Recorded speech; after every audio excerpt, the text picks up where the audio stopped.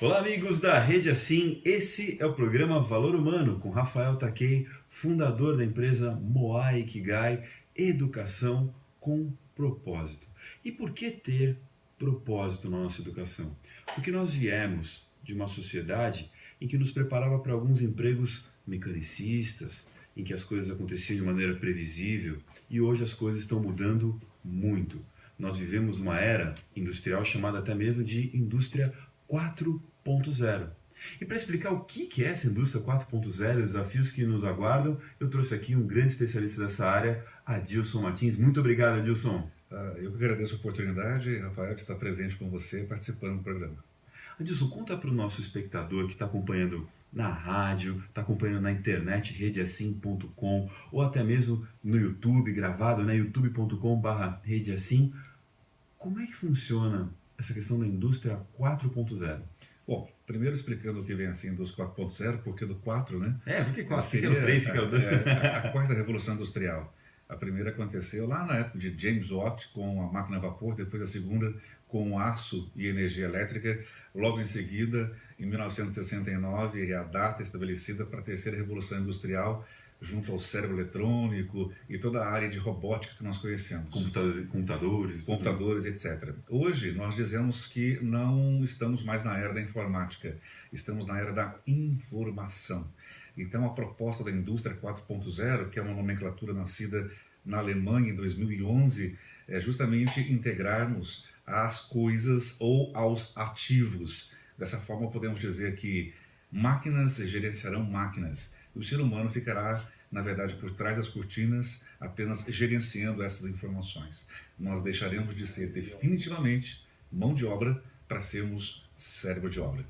Olha, quando você traz essa questão de deixar de ser mão de obra para ser cérebro de obra, me vem a figura de Charlie Chaplin. Tempos modernos, fazendo aquele trabalho que, por mais caricato que seja, ainda existe trabalho mecânico, quadrado, que desprestigia a condição humana de raciocinar. Como é que você enxerga que isso vai ficar agora com essa nova revolução industrial 4.0? Bom, na verdade, como eu disse, a integração da informação, os nossos colegas que já participaram, inclusive, de entrevista com você, pontuaram muito bem que nada mais é do que está agregado isso ao ser humano. Hoje não podemos nos preocuparmos em estarmos chipados ou não, porque estamos. Todos nós estamos de posse de smartphones poderosos que fazem funções, muitas vezes, mais vitais que até alguns computadores.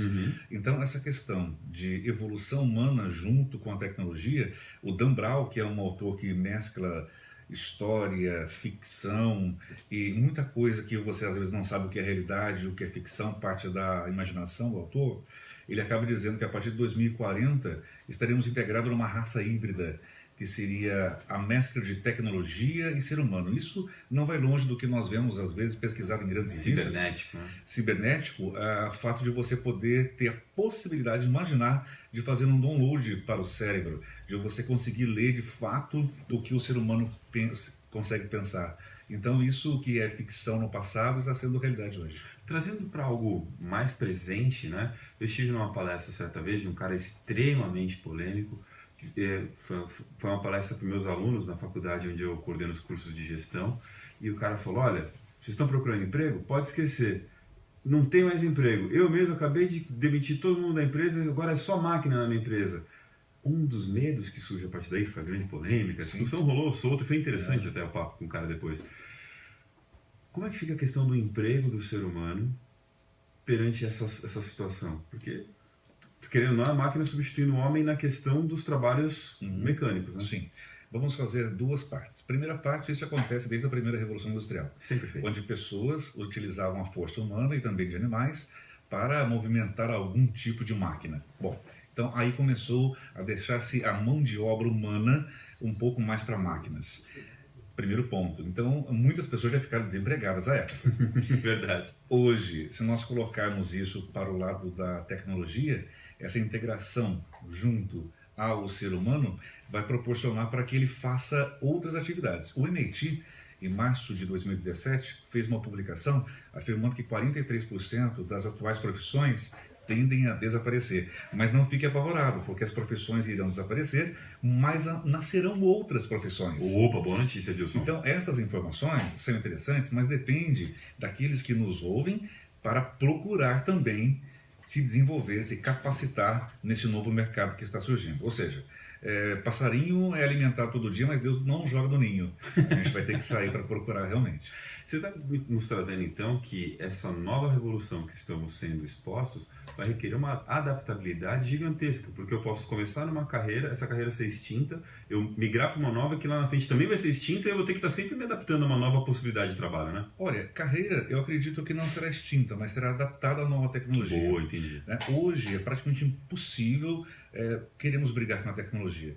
É interessante nós vermos como eu posso agregar aquilo que eu faço à tecnologia. Vejamos hoje uma emissora de rádio que pode ser transmitida por streaming pela internet e também pelo YouTube e pelo meio tradicional. A rede então, assim, agregar no rádio, na internet e no celular. Exatamente. Então você agrega, você acaba não matando aquele meio.